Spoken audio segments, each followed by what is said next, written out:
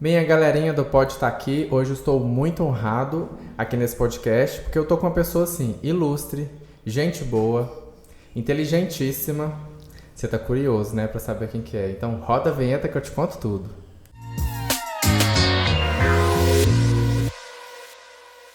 Bom, como eu disse a vocês, ela além de inteligente, sincera e gente boa, ela é uma mãe fantástica e uma amiga sensacional. Bem-vinda, Cris. Que prazer te ter aqui no meu podcast. É um prazer estar aqui com você e principalmente, meu Deus do céu, ouvir todos esses elogios, Kaique. Você vai acabar estourando.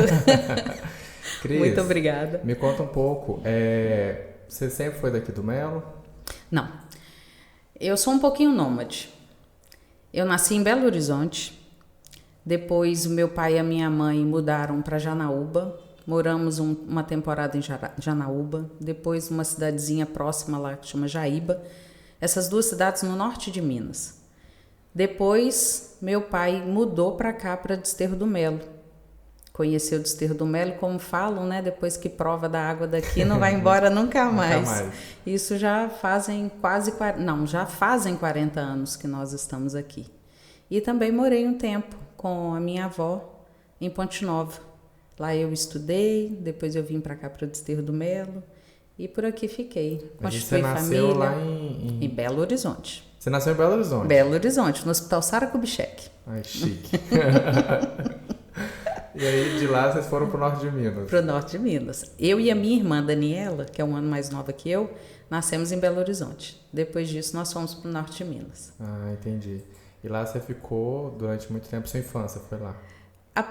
Uma parte da minha infância foi lá. Depois foi dividida entre Ponte Nova e aqui em Desterro do Melo. Uhum. Né? Foi ali entre os 3 anos até entre 5 e 6, eu morei lá em Janaúba e Jaíba.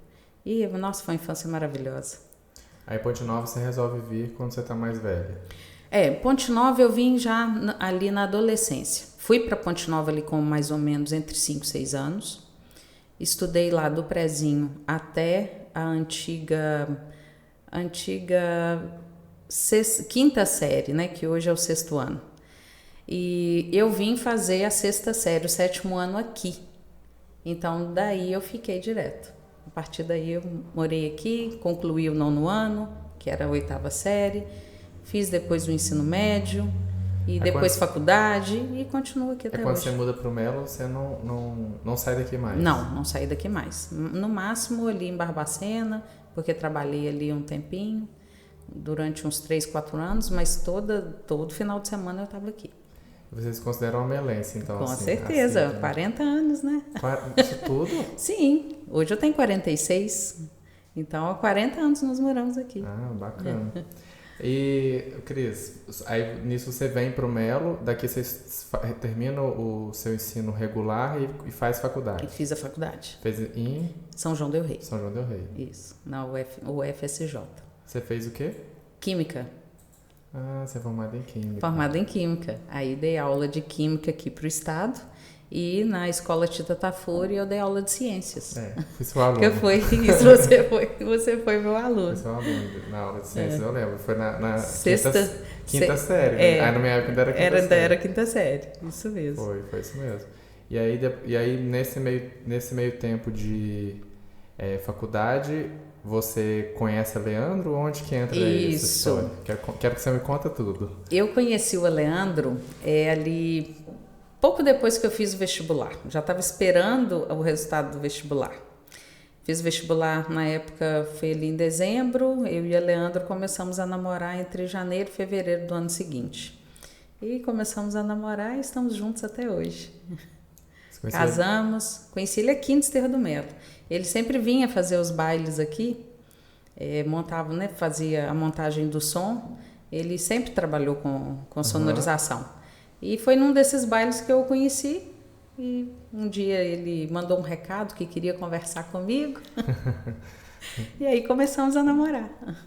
E você teve Pedro com quantos anos? Eu fiquei grávida com 23. Pedro nasceu, 15 dias depois eu completei 24 anos. Aí já foi logo depois eu comecei a dar aula aqui pro estado. Eu acho interessante você... 2000, foi 2001. fora essa quantidade de coisas que eu deixei bem claro aí, é sua figura materna, porque desde da época de escola, que ainda você foi minha professora e passou os anos, a gente trabalhou junto, a gente se convive hoje. Sim. Você é uma amiga muito especial. Você sempre teve essa figura materna de ouvir, de querer saber o que está acontecendo, de dar sua sugestão ou puxar a orelha. Puxar a orelha e principalmente. Falar. Eu acho isso muito legal em você, assim. Eu acho que isso é provavelmente porque a minha família toda, tanto a família da minha mãe quanto a família principalmente a família do meu pai, éramos todas professoras. Todas? Todas formadas em magistério, todas, as minhas tias irmãs do meu pai, todas exerceram a profissão. E a coisa assim de amor pela profissão ou é cultura, familiar mesmo? Assim? Não, eu acho Mulher que foi... tem que fazer isso? Não. Eu acho que cada uma foi tomando aquele caminho meio que por acaso e foi se encontrando ali. A minha mãe também foi assim. Formou porque era o hábito, né? Não, era muito difícil fazer uma faculdade na época delas. Então, o curso que elas conseguiam alcançar muitas vezes era o normal. Né? E assim, ali já saía com uma profissão. E quando começava a exercer a profissão, gostava, continuava. Né? E a minha mãe foi professora aqui, né? Acho que muita gente em Desterro do Melo foi aluna dela. Depois ela trabalhou muito tempo como supervisora, né? Então, acho que muitos tinham medo de ir para a sala da tia Maria Helena. Tia Maria Helena era o caos. Tia Maria Helena estava chegando... Tudo se organizava. Mas eu acho que eu me espelhei muito nela com relação a isso. Mas isso que eu ia falar, a Cristiane Luna tá chegando, alguma coisa vai acontecer também. Barata ela não vai deixar, não. De jeito nenhum. E aí, Cris, depois de muitos anos, você vem a ser mãe de novo. Sim. Isso por que demorou tanto? Olha, eu não sei nem explicar direito. Sabe aquela situação que a gente sempre fica assim, ano que vem a gente vai protelando os planos, ano que vem eu resolvo isso. Esse ano eu estou um pouco apertada, esse ano eu estou muito atarefada, eu vou sacrificar essa criança desse jeito. E aí, quando eu fui chegando, o tempo foi passando, quando eu cheguei ali entre os 38 e 39 anos, acendeu o sinalzinho de alerta. Falei, tô chegando aos 40, tudo vai ficar mais difícil, agora ou não vai mais? Aí acabou demorando um pouquinho. Entendi. Mas aí, quando aconteceu, foi planejado ou foi uma coisa assim que... Foi planejado. Foi planejado, vocês queriam. O engraçado foi o seguinte, Pedro não foi planejado. Pedro veio e foi assim, uma alegria fora do comum. Pedro era o primeiro neto e o primeiro bisneto, tanto do lado do meu pai quanto do lado da minha mãe. Bacana. Né? Então, assim, sempre foi um menino muito, muito, muito, muito amado. Depois veio o João. O João já foi planejado e demorou muito. Mas veio também na medida. Tudo no plano de Deus, né? Tudo na hora de Deus. Às vezes a gente planeja muito, mas se não tiver no plano de Deus... Não dá certo. Não dá certo, E, Cris, me conta um pouco. O João, você sempre soube desde a gravidez que ele tinha síndrome de Down? Como que... Não, foi uma surpresa. Porque eu acho que hoje tem alguma tecnologia, né? Tem muitos exames que acusam. E eu fiz... Quando a gente é mais jovem, né, tudo é mais fácil. Quando eu fiquei grávida, né, do Pedro, foram só 2 ultrassons. Era o que se usava na época. Sucesso total. E só fui descobrir que ele era menino, faltando ali poucos dias pro nascimento dele. Agora, com o João, não. Com o João, eu já engravidei, já fui ali... Descobri que estava grávida naqueles primeiros 15 dias... que nós ficamos ali, todo mundo recluso por conta da pandemia. Você teve Covid, né? Tive. Na gravidez? Tive. Eu descobri que eu estava grávida ali naqueles primeiros dias, naqueles primeiros 15 dias que nós tínhamos que ficar ali, começando a quarentena, e comecei a fazer todos os exames que os médicos pediam, principalmente por conta da minha idade, né? Eu já tinha passado dos 40. Então, eu fui fazendo todos. Então, era quase que um ultrassom por mês. E 2 desses exames eram para ter acusado a síndrome de Down. É um exame que chama translucência nucal e depois o exame morfológico. Eles deveriam ter acusado. E deu tudo normal. Tudo normal. E na hora que ele nasceu, é que o médico, na hora de fazer lá, examinar, né, o bebezinho na hora que nasce, que identificou que ele tinha síndrome de Down. Mas, ora, graças a Deus, hora nenhuma, tanto para mim quanto pro Leandro e para todo o resto da família, não foi nenhum motivo assim de pânico, de susto, como foi a reação lá no momento que... Na hora que o médico falou, eu tava ainda anestesiada, né? Na hora que o médico falou comigo, foi tão tranquilo, mas foi tão tranquilo, ele falou assim, olha, eu fiz o exame e tudo indica que ele tem uma síndrome. Aí eu olhei bem para o médico, síndrome de Down, doutor? Ele falou, tá tudo bem. Só respondi assim, tá tudo bem. Eu e o Leandro sempre conversávamos a respeito, desde quando eu estava grávida de Pedro. Né? E aí o médico, o Leandro não estava no momento. Ele falou, então eu preciso conversar com o seu marido. Eu falei, tudo bem. Eu vou ligar para ele vem aqui e conversa com o senhor.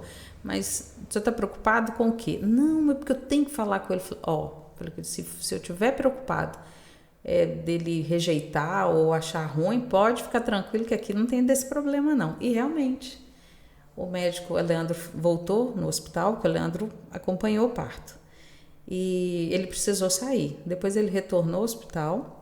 O médico falou com ele e eu achei assim tão lindo, né, da parte dele, que a hora que o médico deu a notícia, ele virou para o médico e falou, doutor, que bom que Deus mandou ele pra gente, não mandou para nenhuma família que não vai cuidar dele direito, pode ficar tranquilo que nós vamos cuidar dele muito bem.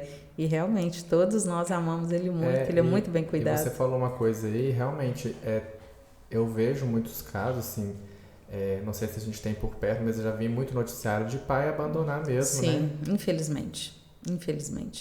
Os pais muitas vezes criam, né, um ideal, um filho ideal. Não interessa se é menino ou menina, mas desde que venha com saúde. Eu nunca pensei assim. Todas as vezes que eu fiquei, as 2 vezes, né? Não todas não, que eu tive 4 gestações. Entre Pedro e o João, eu tive 2 abortos. Um em 2017 e depois um em 2018, né? Infelizmente, naquele momento não estava no plano de Deus, né? Então, eles não vieram. Mas me fizeram muito felizes o tempo que estiveram comigo ali, as 11 semanas, que cada um deles estiveram comigo. Foi 11? 11, todos 2, eu perdi direitinho com 11 semanas, né? Então, quando veio o João, passou das 11 semanas, eu falei, oba, agora vai. Passou do período crítico. Mas... no caso, infelizmente, né, as pessoas, acho que a maioria das vezes pensam que querem um filho perfeito. E hora nenhuma eu pensei assim. Sabe, quando eu estava grávida de Pedro, quando eu fui fazer esses 2 ultrassons, eu não perguntava para o médico se todos os dedinhos estavam no lugar, se ele tinha as mãozinhas e as perninhas. Não, eu fiquei calada só observando e encantada ali com todo o movimento, né? Que ainda o ultrassom naquela época não tinha a nitidez que tem hoje, mas dava para perceber o movimento, dava para perceber o contorno, né, do corpinho do neném. Eu fiquei encantada com aquilo. E com o João a mesma coisa, né? Inclusive uma amiga muito querida um dia me perguntou, quando ela sabia que eu estava planejando engravidar, ela falou, você não tem medo de ficar grávida depois dos 40, né? Essa probabilidade de ter síndromes, de vir com algum problema? Isso existe? Existe. À medida que o tempo vai passando, que a mulher vai ficando um pouco mais velha, aí pode aumentar a probabilidade da criança vir principalmente com alguma síndrome. E quando ela me perguntou isso, eu falei com ela, não preocupo não, ele vai vir do jeitinho que ele precisar vir, né? Do jeitinho que ele vier, eu aceito, né? Eu tô pedindo, hora nenhuma, ainda usei assim essa expressão com ela, hora nenhuma eu peço a Deus um filho perfeito, eu peço a Deus um filho, e ele vai vir do jeitinho que ele precisar vir, e o João veio do jeitinho que ele precisava vir. Você viveu a maternidade, né? Sim. todos os prazeres da maternidade. Sim. Então você não preocupa hora nenhuma Não, como que é ser a cor do cabelo, a cor do não, olho. nada. Pra mim, ele tinha que nascer vivo. Era isso que eu queria. Né? Então, E a família, graças a Deus. E a família, eu falo no geral, não o Pedro, o Leandro, porque eu sei que eles têm loucura com o João.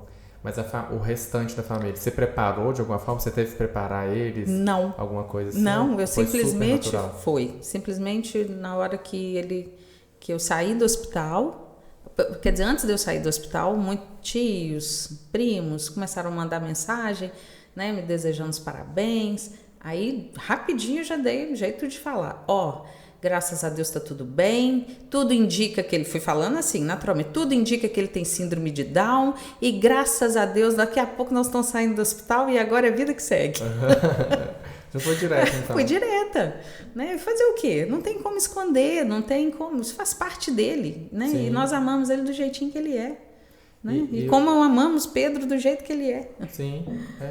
E como que é o processo que você... Mas aí você tem um cuidado, digo... Não especial, mas diferente, né? Sim, preciso ter, né? Todos nós lá em casa temos que entender que ele tem limitações, né? Ele é uma pessoa com deficiência. Então, nós precisamos tentar suprir todas as dificuldades que ele tem para que ele não tenha atraso. E hoje, graças a Deus, tem tratamento para tudo, né? Então, ele faz acompanhamento com fisioterapeuta. O acompanhamento com a fisioterapeuta é desde os 25 dias de nascido. Ele faz atendimento com a fisioterapeuta, com fonoaudióloga.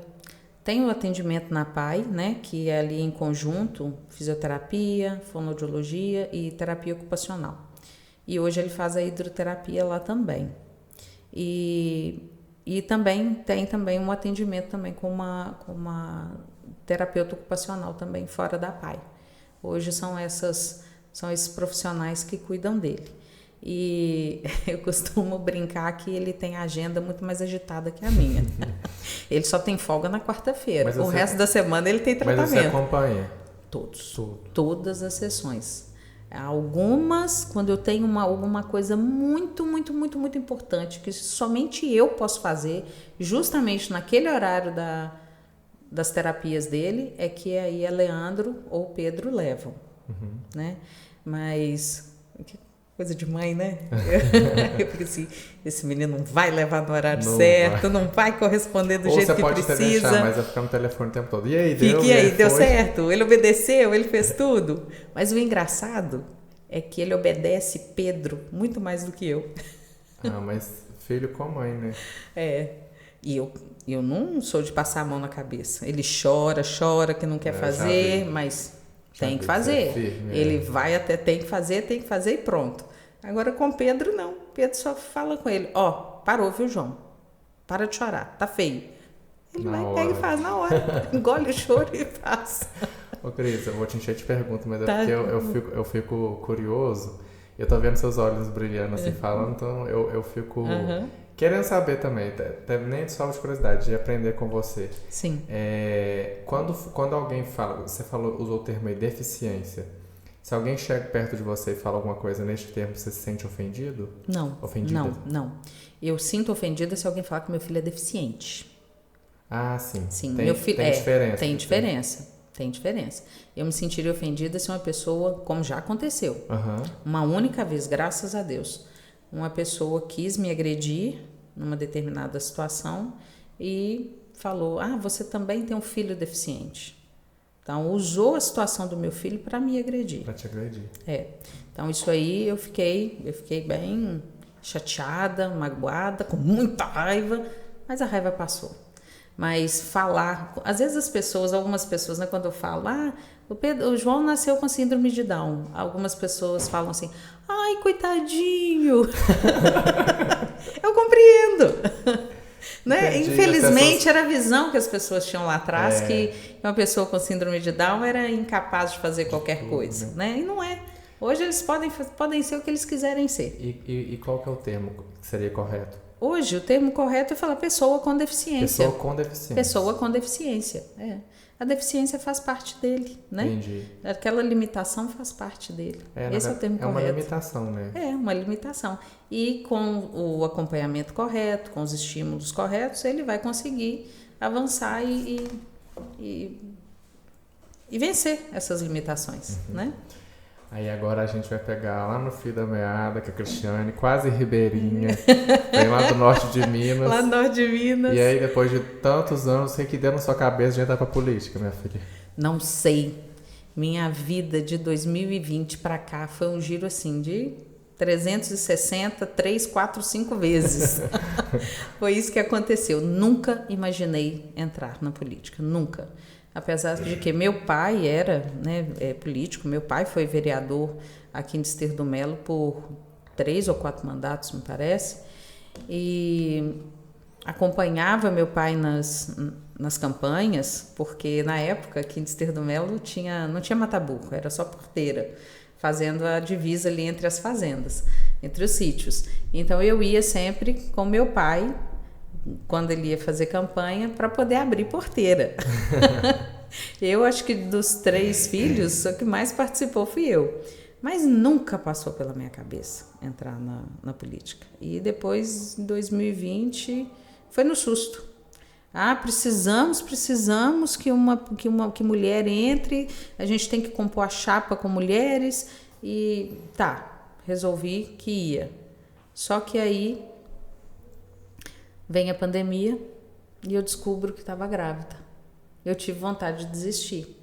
Eu pensei, nossa, lá no finalzinho da minha gestação que vai estar acontecendo a eleição, né? Como que eu vou andar, como que eu vou fazer campanha grávida? Mas aí eu parei para pensar, nossa, já dei minha palavra, se eu desistir, se eu não estou enganada pelas contas, né? Se eu desistisse, 3 homens tinham que desistir. Eu ia prejudicar 3 companheiros. Eu falei, não, agora assumi e vamos que vamos. Seja o que Deus quiser. Deus, se for melhor para mim, vai acontecer. Agora, se não for, tá bom também, mas eu vou entrar, que eu não gosto de entrar nas coisas para fazer mal feito, né? Então, é isso que eu ia perguntar. E quando você assume, você já vai com objetivo, com foco, assim... eu sendo eleita, eu quero fazer essa diferença ou alguma coisa do tipo, ou você foi moldando isso no decorrer da sua campanha? Eu fui moldando isso. Eu lembro que você me pediu opinião quando te convidaram para candidatar. E se você chegar perto de qualquer pessoa e falar, eu vou me candidatar, você tá ficando louco. Eu sou totalmente puxar para trás, porque eu vejo que as pessoas são muito corajosas. Inclusive numa cidade pequena como a nossa, você tem a coragem em dobro. Tem. Então, só que você foi adiante, eu falei, Cris, conta com o meu apoio, porque eu tenho certeza que você ia brilhar. E aí você foi com foco, com objetivo?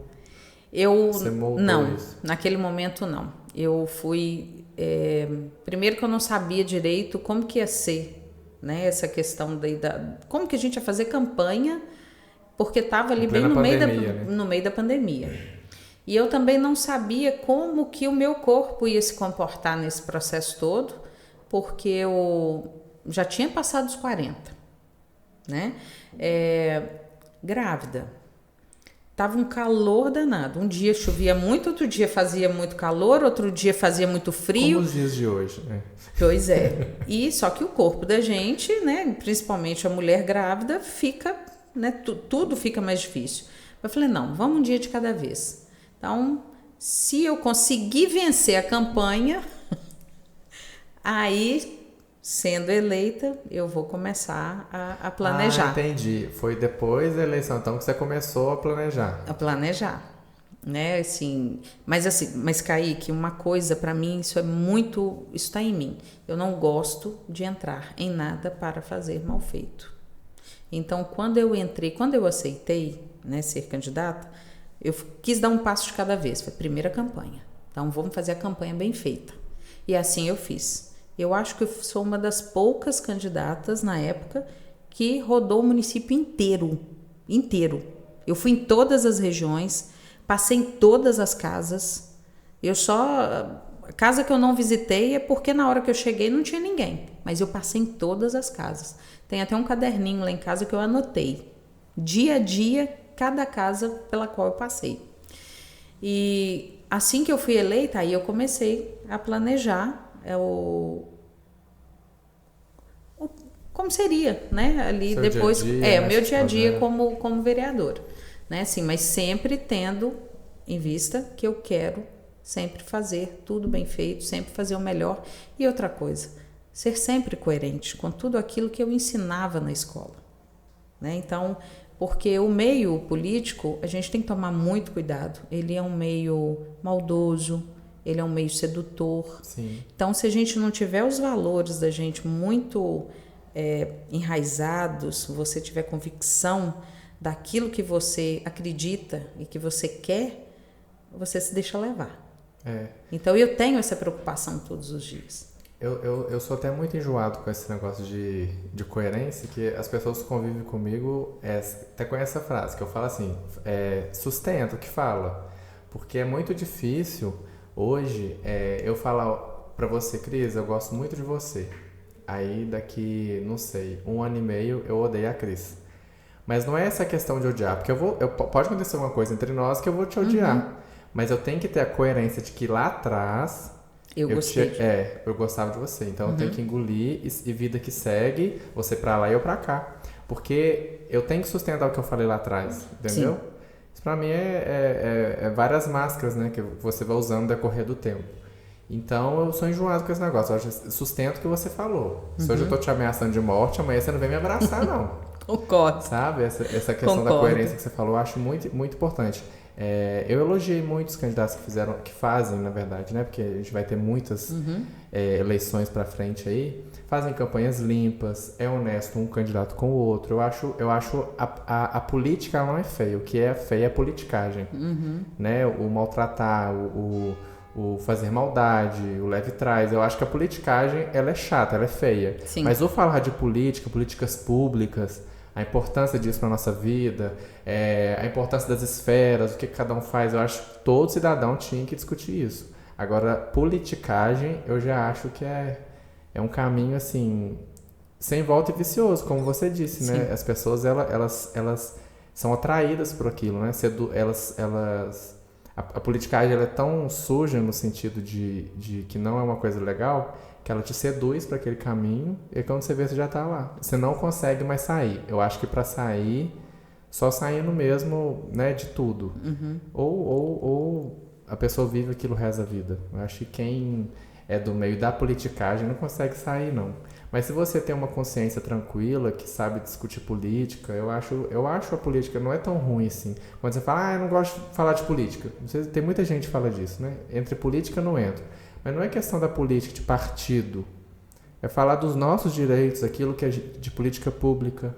Agora, você entrar na politicagem é diferente. Eu tenho esse pensamento, Cris. Eu concordo com tudo isso que você falou. E eu me preocupo com isso todos os dias, né? Ser coerente com aquilo que eu falo, ser coerente nas minhas ações, com aquilo que eu já ensinei lá atrás, né? Então, se eu ensinava para o meu aluno que era errado vender o seu voto, né? Então, hoje, quando alguém me liga ou manda mensagem, estou precisando de tanto para poder fazer isso, eu falo não, dou a minha explicação, né? E falo não, porque eu ensinei lá atrás que isso era errado. E se eu, para manter o voto, eu precisar fazer isso, eu estou sendo incoerente com tudo aquilo que eu ensinei. Sim. Né? Então eu quero entrei com a minha consciência tranquila e eu quero sair com a minha consciência tranquila, porque eu sei que isso também é uma fase, né? Isso o meu cargo de vereadora hoje é passageiro. Eu não sei como vai ser na próxima eleição. Cadeira cativa, não, né? Cadeira cativa não. Né? E eu tenho consciência disso e procuro fazer o melhor, né? Para que depois, né, se eu for reeleita, ótimo. Agora, se eu não for, eu tenho minha consciência tranquila de que fiz aquilo que eu acreditava que era o melhor. Né? Ô Cris, e você acha que a presença da mulher na política ainda é um tabu a ser quebrado? Totalmente. Nossa, infelizmente ainda sofremos muito com aquela ideia de que mulher não sabe, mulher fala demais, né? Mulher fala demais. Eu já enfrentei, ainda enfrento, né, algumas situações na Câmara que muitas vezes querem me calar a qualquer custo, né? Querem, infelizmente, a violência política, né? Violência política de gênero, acho que esse é o termo correto, né? Várias vereadoras, deputadas, prefeitas, toda figura feminina na política ainda sofre, né? Então, assim, acredito que os homens muitas vezes fazem isso até sem pensar, sem perceber. Infelizmente, ainda está no inconsciente, né, dos homens que participam ali do meio, né? Alguns respeitam, mas em um momento ou outro podem ainda acabam deslizando, né? Então, se a mulher ficar calada, tá tudo bem. Agora, a hora que ela fala, que ela emite a sua opinião, né? Eles não respondem, pelo menos comigo acontece isso, né? Se um colega emite a mesma opinião que eu, ele não é rebatido da mesma forma que eu sou rebatida, né? Então, assim, um colega fala, muitas vezes, o colega homem, né? Um vereador homem fala, muitas vezes ele não tem a ideia dele rebatida. Agora, quando eu falo, meu Deus do céu, sempre alguém tem que vir e falar logo depois de mim. Então, o dia que eu resolvo realmente falar, a reunião que duraria 1 hora dura 3, 4. Né? E assim vai, mas eu não abaixo a cabeça não, continuo enfrentando e vamos que vamos. Eu acho também firme da sua parte, enquanto mulher, não abaixar mesmo, até por um lugar que vocês vêm conquistando durante anos, né? A gente tem, já é a segunda mulher que administra, né? A gente teve 2 prefeitas, mas aí você pega uma cidade de 1963, né? Agora somos também 2 vereadoras, né? Então, isso que eu ia falar. Mas aí você pega a quantidade de prefeitos que teve, só tivemos 2 mulheres. 2 mulheres. E a Câmara, se você for pegar todo mundo... Somos 3. Se pegar todo o histórico da Câmara, eu sou a terceira. Somente 3? 3, eu achei. 3. A primeira, essa foi pioneira mesmo, foi a dona Jaci, mãe do Lourenço Vespoli. A dona Jaci foi a primeira vereadora do nosso município. Depois veio a dona Cleusa, não, quarta São mulher, 4, né? 4.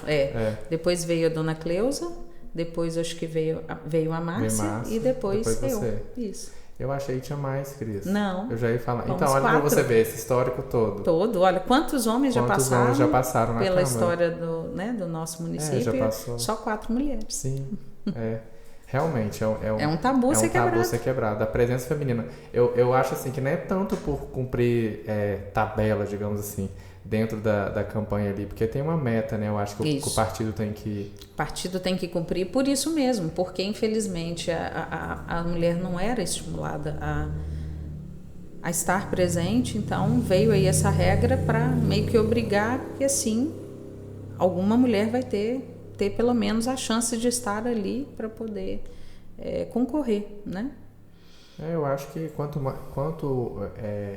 mais a presença feminina onde estiver, vai ser melhor, porque na casa da gente é a mãe que administra, na escola a maioria são mulheres que administram, então assim, são lugares ali de ensino. Por que as mulheres não podem estar à frente de tantas coisas, né? E a gente vê que hoje está evoluindo a passos curtos, né? Salários diferentes. Uma mulher, antigamente, ela não podia, por exemplo, ser engenheira, ser motorista. Eram coisas assim que eram mais para... Profissões exclusivamente masculinas. Né? E hoje a gente vê esses tabus sendo quebrados. Sim. E olha você, que bacana. Você faz parte de uma história aí que está sendo... Faço. Né? Faço parte de uma história. Que bom, Isso né? é muito legal. E, assim, a presença da mulher, não estou falando, né? Quero deixar claro também que eu não estou levantando uma bandeira, falar, ela quer só mulheres lá na Câmara, uma bandeira feminista, não. Mas você já imaginou uma Câmara só de mulheres? Que legal. Sabe que durante a campanha eu cheguei a brincar com as candidatas, né? As companheiras ali, imagina se todas nós mulheres fomos eleitas, nós vamos votar para quebrar naquela Câmara. Mas infelizmente não deu, né? Mas tá bom demais.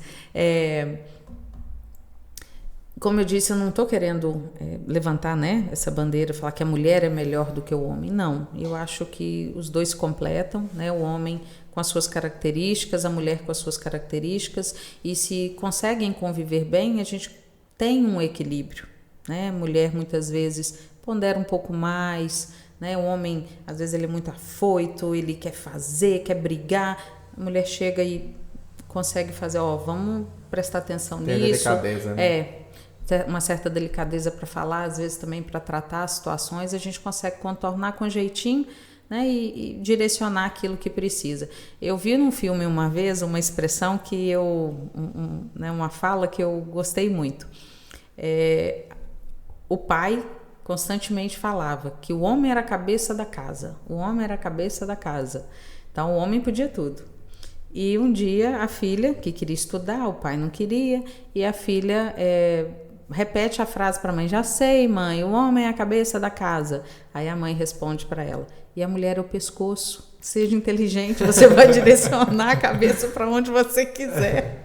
Né? Então temos que ter esse papel, não é, né? Muitas vezes, às vezes não é bater de frente. Não é embate, né? Não é um embate. Eu não busco um embate, hora nenhuma. Mas se ele vier, eu não fujo. Tá certo. É isso. É o né? seu papel. E o que a Cris de hoje falaria para a Cris do passado? Cris de hoje falaria para a Cris do passado? Faça tudo do jeitinho que você fez, que você me trouxe até aqui. Acho que isso. Não pagaria nada? Não. Eu sempre procurei pensar bem, né? Mesmo quando criança, quando adolescente, meus tios, né, sempre falavam que eu era uma menina uma criança, às vezes, muito madura para a minha idade.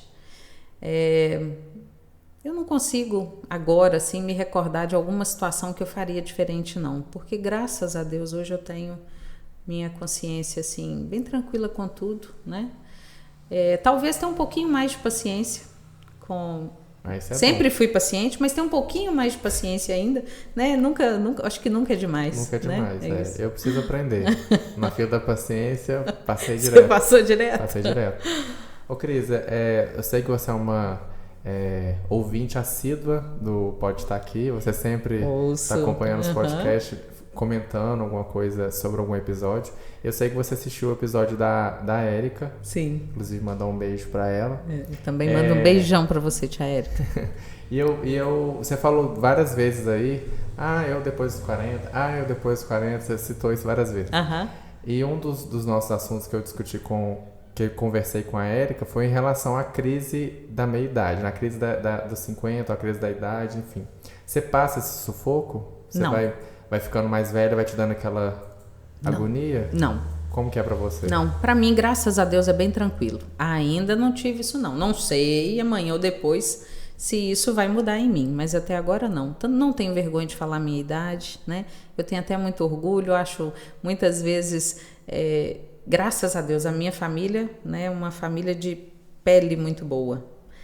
E eu costumo brincar, né, muitas vezes assim com a minha irmã, com a minha mãe, às vezes quando a gente comenta, fulano tem certa idade, eu falo, nossa, então eu com os meus 46 eu estou muito bem.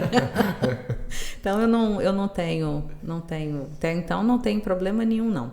Assim, lógico, o corpo da gente muda, aquilo que eu consegui, muita coisa que eu conseguia fazer lá com os meus 15, 16, hoje eu não consigo fazer com tanta facilidade.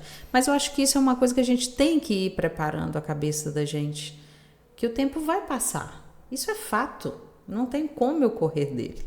Então eu procuro o tempo todo estar repetindo para mim mesma que é normal, né? Com o tempo eu vou ter sim limitações, mas eu tenho que trabalhar tanto o meu corpo quanto a minha mente, principalmente o meu corpo, para eu sentir menos essas limitações no futuro, né? O que eu fizer com o meu corpo agora, eu vou ter o resultado lá na frente, né? De uma velhice melhor, bem vivida, né? Uma velhice com menos dores, né?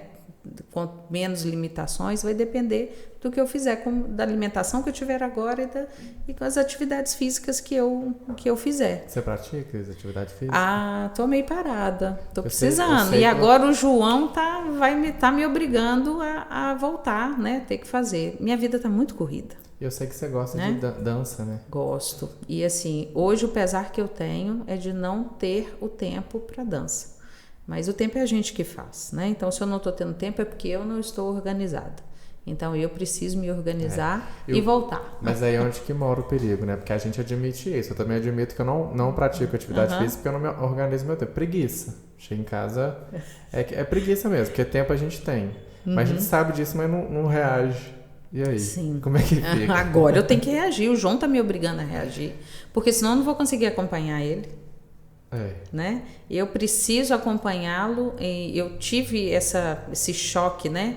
Que peraí, você precisa voltar e rever aí como que seu corpo está, principalmente por conta do meu fôlego. Como a gente começou a comentar e depois eu acabei não entrando muito nesse assunto, eu tive Covid, bem no iniciozinho da minha gestação. Eu estava ali entre 4 e 5 meses, eu tive Covid. Mas graças a Deus correu tudo bem, só tive perda de paladar e de olfato, não tive nenhuma outra complicação, porque foi bem no iniciozinho da pandemia, então o vírus ainda era, em algumas pessoas ele era letal até, então eu agradeço muito a Deus. E o mais interessante é que só eu peguei dentro da minha casa, éramos eu, a Leandra e Pedro, só eu que tive Covid. A Leandra e Pedro não tiveram nada. Eles chegaram a fazer teste? Chegaram a fazer. Como eles não tiveram sintomas, eles fizeram o teste depois.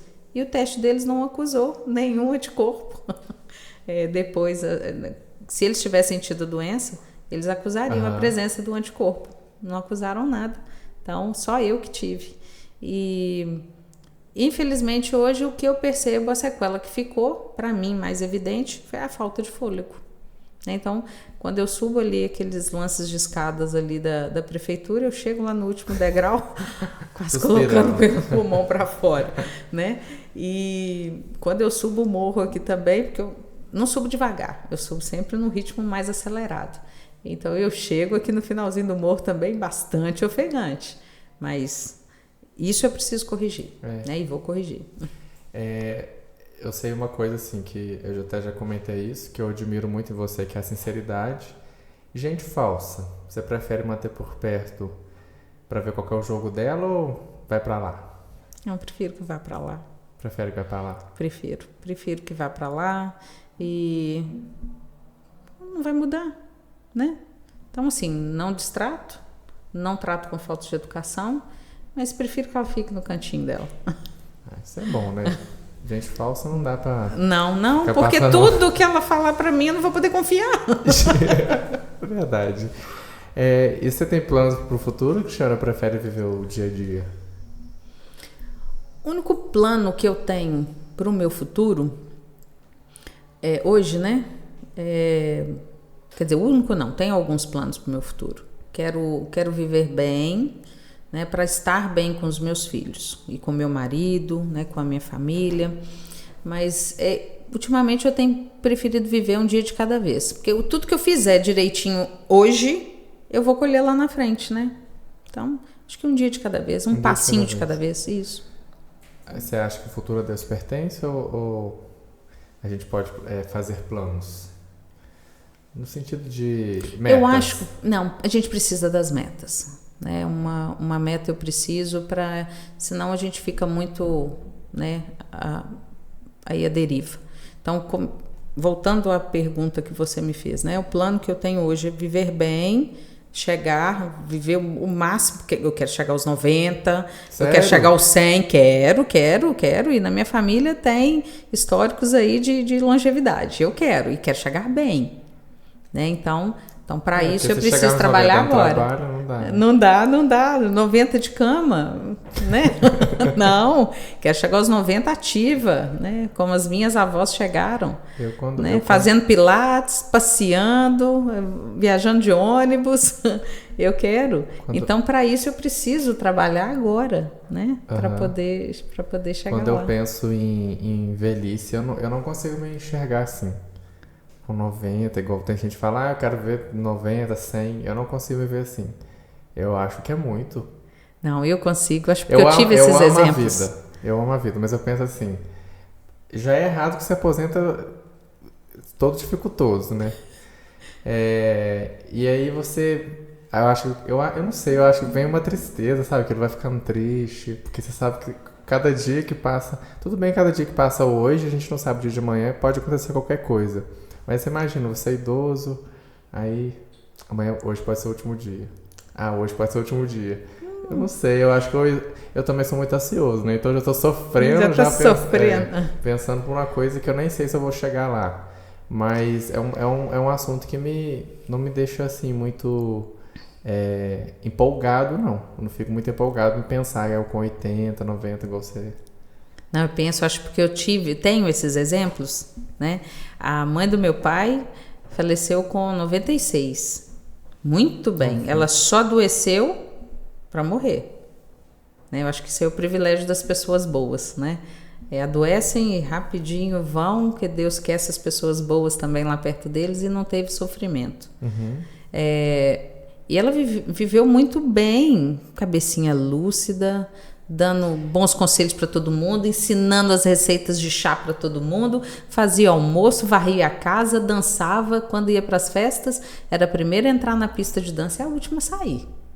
Então, assim, eu tive esse exemplo de uma pessoa idosa vivendo bem. E hoje é a mãe da minha mãe, né, que está aí com 92 anos, como eu disse, viaja de ônibus para cima e para baixo, faz pilates, cozinha em casa todos os dias, né? O dia que a ajudante não vai, ela mesma varre a casa, ela dá um jeito de lavar o banheiro, então ela não fica parada. É uma gracinha, né? Uma gracinha. Então eu tenho esses exemplos, eu quero chegar à idade delas bem do jeito que elas estão. Entendi. Né? Cris, você bebe bebida alcoólica? Às vezes eu bebo. Então você vai chegar nos 90. Pode Bom, ficar tranquilo. A receita da minha vovó Essi era o seguinte, ela falava, nossa, vó, você tá muito bem. Minha filha, você tem que tomar uma dose de uísque, um dedinho, tá? E ainda falava a marca do uísque, eu não vou falar a marca aqui não. Ela falava a marca do uísque, uísque tal, um dedinho todo dia. E o uísque, né? Mais caro, né? Era, e o pior é que ela queria a marca mais cara mesmo. E ela bebia todo dia? Bebia a dose dela todos os dias, a dose de um dedinho, não passava daquele um dedinho, ela tomava. Mas pra gente que é pobre, assim, é acessível esse uísque? Acho que não. Cris. Então, eu recebo. Porque eu bebo muito, então... Você bebe muito? Não, assim, bebo... Só em dias de festa. Socialmente, né? Tem as pesquisas. Você bebe socialmente. Bebo socialmente. Mas o bebe social parece que o mundo vai acabar aquela noite, né? Não. A coisa que eu mais sempre tive medo é de ficar tonta e dar vexame. Você nunca ficou tonta? Nunca na minha vida fiquei tonta. Nunca na minha vida, assim, dei vexame um pouco. Sério. Não, vexame eu nunca dei também, mas tonta Nunca fiquei tonta. A hora que eu percebo... Eu tomo bem devagar e a hora que eu percebo, cheguei nesse copinho aqui, começou a subir um pouquinho, eu paro. Na mesma hora eu paro, porque eu morro de medo da vexame. Eu morro de medo. Então eu já paro ali. Eu conheço uma pessoa, que também não vou citar o nome, porque senão eu expor demais. Mas se ela ouvir isso, ela vai saber que eu tô falando dela. Ela foi pra uma festa, não tinha costume de beber também, bebeu um dosinha de... agora eu esqueci o nome da bebida. Qual é? Amarula. Bebeu dose de amarula e perdeu as forças na perna e começou a chorar, que não conseguia mais andar. Uma dosinha que chama. Nunca tinha bebido na vida. Foi a última vez que bebeu. Foi por isso, porque foi a última vez que bebeu. E quando conta, eu acho muito engraçado, porque fica assim, por que chorar, meu Deus do céu? Perdeu as forças, ficou tonta, né? Perdeu as forças na perna e começou a chorar. Falei, meu Deus, mas por que chorar? Mas por que ficou tonta com uma dose tão pequena também? Que isso? Não tava bem, naquele dia não tava bem. Eu acho que bebeu todas, mas não admite. Mas fala que bebeu só um pouquinho. Então, Cris, foi um momento muito agradável estar com você. Eu amei. Volte sempre, volte mais pra gente falar sobre mais coisas, contar um pouquinho mais sobre maternidade. Sim. Eu ainda quero viver essa experiência de ser pai, que eu acho que deve ser uma coisa fantástica. Ai, viva sim, que vai ser é extraordinário. Vejo o Leandro, o carinho que ele tem pelos filhos, Sim. o Pedro, o carinho que ele tem pelo irmão, eu acho isso lindo, lindo mesmo. E uma das coisas que eu mais admiro em você, que eu não canso de falar, é a sua honestidade, sua verdade. Obrigada. O dia que você não tá bem, mas você não deixa o sorriso de jeito nenhum sair desse rosto. Não. E é uma coisa assim que ensina a gente, porque não é fácil. Não é fácil você tá um dia muito ruim, você ter que obrigado a sorrir, você é obrigado a... Obrigado no sentido assim, você se obrigar, não obrigado pelas pessoas. Mas você tem que enganar aqui e falar, opa, eu posso estar na fossa, né? Outro dia a gente estava conversando sobre isso.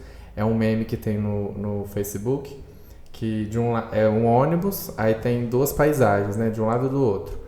Aí assim, eu com a vida triste, eu com a vida triste, eu com a vida triste. A pessoa triste e a pessoa com a vida triste feliz. Então é questão de escolha, né? Eu posso estar na merda, na fossa, mas eu tô na fossa, bonito, lindo, bem pleno.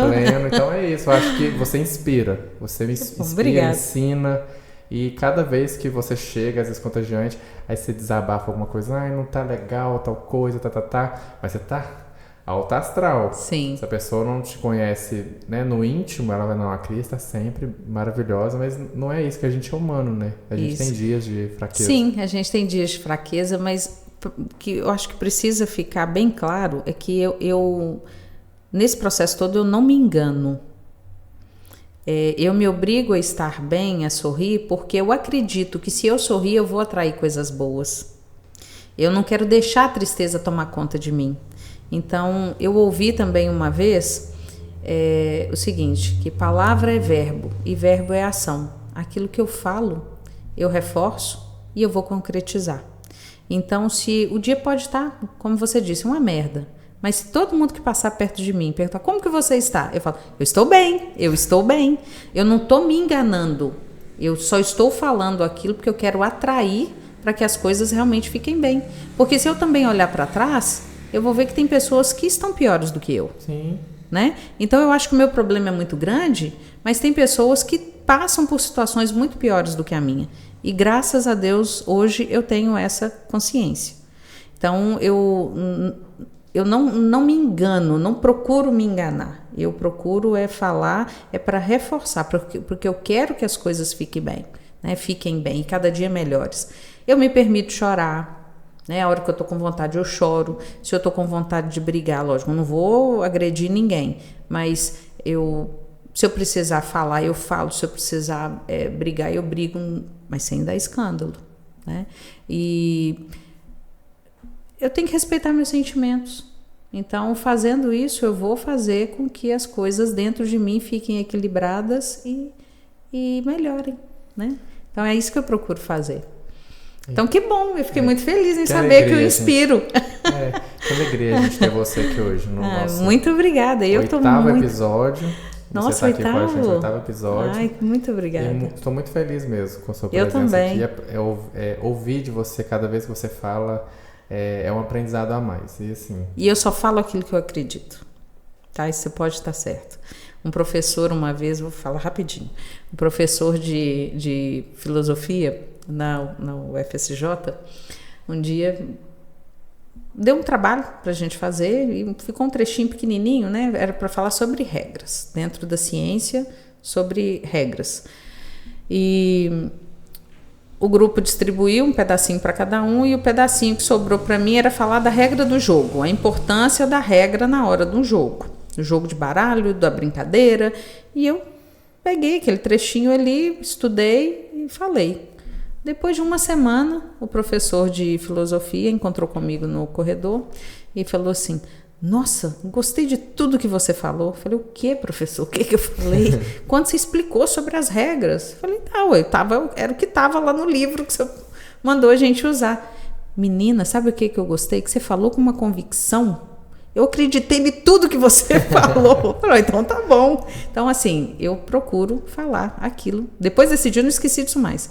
Então, eu falei, olha, minha postura, a minha forma de falar, eu preciso realmente Se eu consigo convencer alguém, eu preciso realmente falar aquilo que eu acredito, né? Não vou sair jogando aí poeirinhas ao vento, não. E se a gente conhece a nossa verdade, pronto, né? Pronto. Basta. Não preciso ficar dando muita explicação, isso, né, de muita coisa para ninguém. Né? Muito mimimi, concordo. Cris, muito obrigado. Muito obrigado mesmo. Conte sempre comigo, tá? E volte sempre. Quando você quiser voltar pro 20º, pro 30º episódio, vai ser um prazer sempre ter você. Nunca é demais conversar com você, tá? Muito obrigada. Fiquei muito feliz de estar aqui com você. O dia que você me falou da sua ideia e falou que fazia, né, questão que eu viesse, que eu estivesse aqui com você. Nossa, não sabe a alegria que eu senti, né, de verdade. Você mora dentro do meu coração. Pode estar certo disso, viu? Muito obrigada mesmo pelo convite. Pode estar certo que eu voltarei sim mais vezes. Vamos só definir o assunto e volto. Isso, assunto não vai faltar. Com certeza. E é isso aí, gente. Eu agradeço a audiência de vocês e semana que vem a gente está de volta, se Deus quiser.